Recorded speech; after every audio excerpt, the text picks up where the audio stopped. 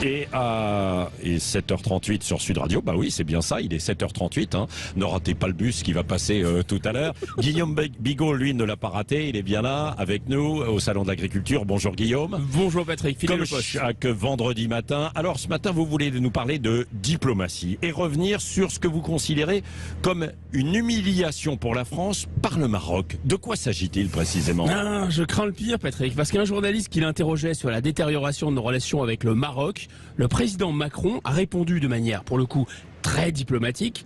Oh, vous savez, nos relations sont très amicales. Aussitôt, le gouvernement marocain a fait savoir, et là de manière très peu diplomatique, que les relations entre Emmanuel Macron et le roi Mohamed VI, mais aussi entre la France et le Maroc, n'étaient, je cite, ni bonnes ni amicales. Alors je pense que c'est une véritable humiliation, parce qu'entre gouvernements, Patrick, on ne se parle jamais de manière aussi cash. Là, il y a vraiment plus de respect. Et je pense que cette déclaration marocaine est très caractéristique d'un effondrement de notre crédit international.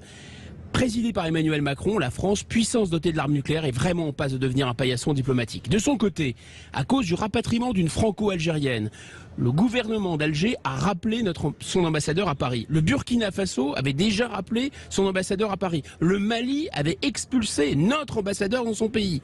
En 2020, la France, c'est nous qui avions rappelé notre ambassadeur en Turquie. Il est vrai, après qu'Erdogan se soit interrogé sur la santé mentale d'Emmanuel Macron. Plus de respect non plus. Mais avec nos alliés, c'est pas mieux. Sous Macron, la France a rappelé son ambassadeur à Washington, à Canberra et même à Rome. Oui. Et quelle conclusion on peut en tirer alors? Je crains qu'on se fâche avec tout le monde. Les pays africains francophones, il y a une tournée en ce moment avec lesquels on entretenait une coopération intense, la zone CFA, diplomatique, l'ONU, la francophonie, militaire, les accords de défense, et de l'aveu même d'Emmanuel Macron, la France-Afrique, c'est fini. Alors en Afrique du Nord, c'est pas mieux.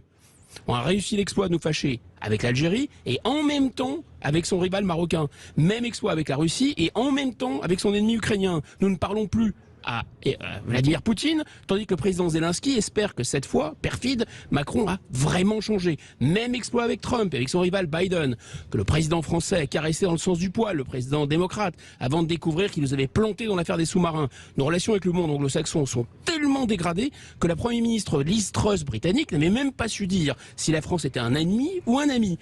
Plus spectaculaire encore, Patrick, en octobre dernier, le président Macron a même annulé le Conseil des ministres franco-allemands. Paris ne fait même plus semblant de jouer le petit couple avec Berlin. Vous savez, c'était vraiment le cœur du réacteur, ce couple franco-allemand. On s'est vraiment brouillé avec tout le monde. Oui, bon, en conclusion, est-ce que vous pensez que la personnalité d'Emmanuel Macron joue un rôle dans cette forme de perte de crédit de la France? Je le crains en grande partie, et c'est le président Zelensky qui a compris à qui il avait affaire. Le président ukrainien a forgé ce néologisme macroné pour décrire cette attitude qui consiste à dire une chose, à faire son contraire, à dire une chose un jour pour dire le contraire le lendemain. Et le président Macron a montré d'innombrables signes de ça.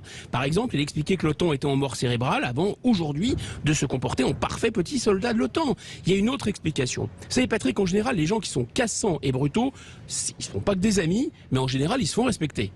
Emmanuel Macron, lui, a comme caractéristique d'être à la fois hautain et désinvolte parfois avec ses interlocuteurs, et en même temps de leur inspirer aucun respect, aucune crainte. Souvenez-vous de cette scène absolument surréaliste au début de son premier mandat au Burkina Faso.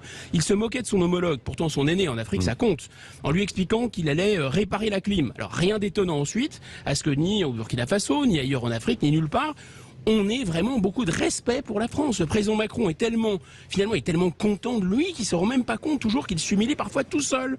Contrairement à tous les usages il avait autorisé qu'on filme ses échanges téléphoniques avec Vladimir Poutine. Mais pendant cet échange, on peut entendre le président russe dire « Écoute, Emmanuel, je vais raccrocher parce que là j'ai sport ».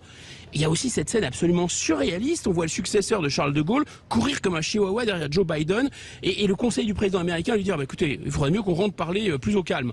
En fait, on ne s'appuie que sur ce qui résiste et on ne respecte que sur ce qui se respecte soi-même. Oui, merci Guillaume Bigot.